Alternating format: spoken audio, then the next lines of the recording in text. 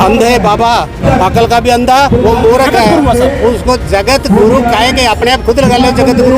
मैं बोल लूँ अपने आप को महा जगत गुरु। तकलीफ है इस बात की कि जिनको ये समझते थे कि हमारे परछाई के नज़दीक आने वाले नहीं है, ये अब हुक्मरान बने हैं। जो अंबेडकर समाज पे हमला करे, आप उसका जवाब दो। किसने क्या कहा, उन्होंने अपने तरीके से अब ठीक कहा, जो उनको ठीक लगा।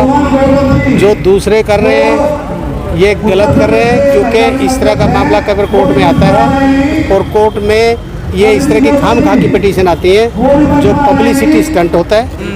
और उस पब्लिसिटी स्टंट में तो इस तरह का डिस्पोजल करना पड़ता है ये बोल के कि भाई ये नहीं है, क्योंकि जब वो नहीं मानते कि नहीं जिसमें फैसला करो, तो इस तरह के कमेंट्स आते हैं। हमेशा आए, कोई आज पहली बार नहीं है। और ये भी कहा जा रहा है कि वो बौद्धिस्ट है, इसलिए उनको ज़्यादा टारगेट। ऐसा नहीं है। उन्होंने क्या कहा था, बौद्धिस्ट हूँ पर मैं मंदिरों में भी जाता हूँ, बोला था ना। हाँ, सभी का तो फिर ऐसा सबका सम्मान करते हैं। तो सम्मान उनको करना चाहिए जो अभी ये बिखरे हुए ना, यहाँ पे रोज बेइज्जती करते रहो समाज की।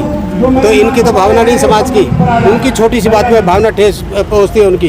तो उनको भी ध्यान में रखना चाहिए कि किसी की भावना को ठेस ना पहुँचाएं। अगर ठेस पहुँचाएंगे तो इधर से भी ठेस पूरी मिलेगी। लेकिन एलवी के जूते पे ऐसा सवाल उठा रहा है, 80,000 के जूते दलित समाज की सीजीआई पहन रहे हैं लोग, कैसे ईमानदार होंगे, ये भी कहा जा रहा है। ऐसा है, सुनो, सीजीआई की तनख्वाह है, खूब है, बच्चे हैं इतने साल से हैं, फादर उनके गवर्नर 2 स्टेट में, राज्यसभा लोकसभा के मेंबर रहे, मिनिस्टर रहे।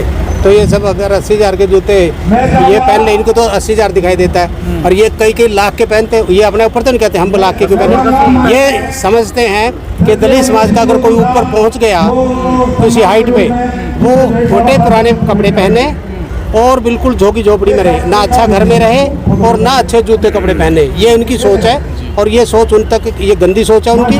क्योंकि हम बाबा साहब के सिपाही हैं। बाबा साहब ने आपने देखा होगा पूरी लाइफ में अपना सूटेड बूटेड रहे। उनका मैसेज भी ये था कि तुम भी ये दरिद्रपना छोड़ के और जिसकी जो कैपेसिटी है अपना सूटेड बूटेड रहो, ताकि समाज में एक मैसेज है कि हम भी ये पहन सकते हैं। आरक्षण को लेकर आजकल बड़ी बातें चल रही हैं। आरक्षण को लेके सुनो, सबसे बात बढ़िया सुनो, सबसे ज़्यादा आरक्षण की जो मनुवादी है वो उठा रहे आवाज़। इनसे पूछा जाए, ये सोचते हैं कि जो आरक्षण वाले हैं वो लायक नहीं है, कॉम्पिटेंट नहीं है। हम उनसे पूछते हैं कि जो सदा ये आरक्षण तुम्हारा रहा, हम तो उसमें थे नहीं भागीदारी, तो देश गुलाम क्यों हुआ? इतने बार इससे इतने साल देश गुलाम क्यों रहा? और अब जो आरक्षण की बात करते हैं, जो 20-25 आरक्षण वो भी पूरा नहीं है, 8-10 के करीब पहुँचता है। आप ये मंदिरों में 100% इनका आरक्षण क्यों है? क्यों दूसरे लोगों की पुजारी पुरोहित नहीं होते? तो वहाँ इनको 100% इनको आरक्षण नहीं नजर आता, ये 10-20% नज़र आता है। और जो 60-70% जो उनका है उसमें कम्पीट नहीं करते।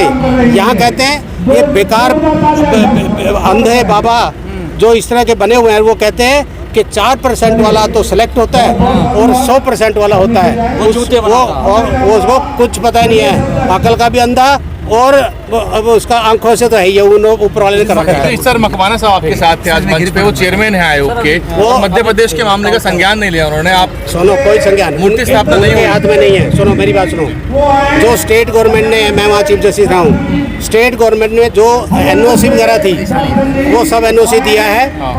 उसकी डेट फिक्स हो गई थी, स्टैचू बन चुका, बना रखा है, इसमें कोई दो राय नहीं। लेकिन 17 तारीख की जो डेट फिक्स हुई थी वो गवर्नर साहब को आना था, उनको किसी वजह से उनको कैंसिल करना पड़ा। और उसके बाद मेरे पे टाइम नहीं था, क्योंकि 17 के बाद 20 तारीख को मेरा फेयरवेल था और उसके बाद मैं रिटायर हुआ। लेकिन मैंने वहाँ भी कहा, आज भी कर रहा हूँ, बाबा साहब की एक मूर्ति छोटी सी ना लगने से उसका स्ट्रेचर कम नहीं होता और एक लगने से बढ़ता नहीं। बाबा साहब का स्ट्रेचर उनसे कहीं ऊपर का स्ट्रेचर है।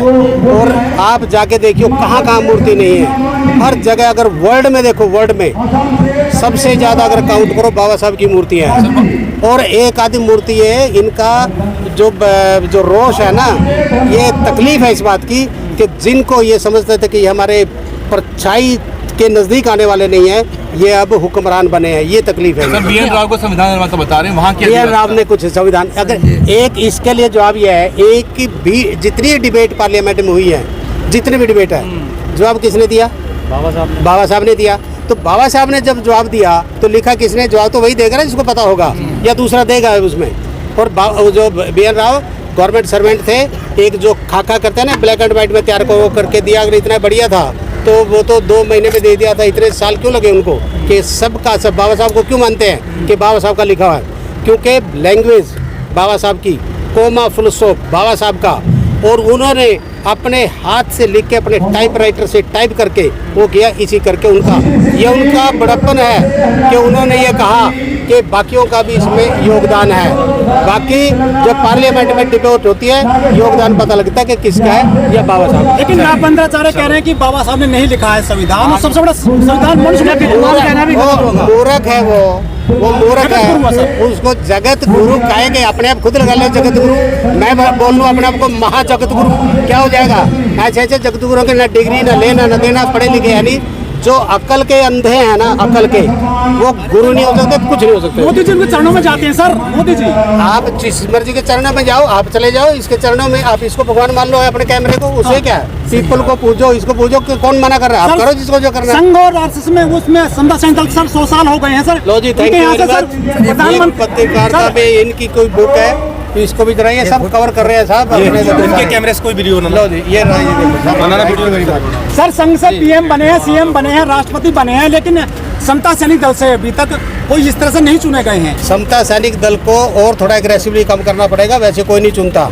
चुनने के लिए दम दिखाना पड़ता है, एकता दिखानी पड़ती है, जो उसमें कहीं ना कहीं इनको और इस पे ध्यान देने की जरूरत है।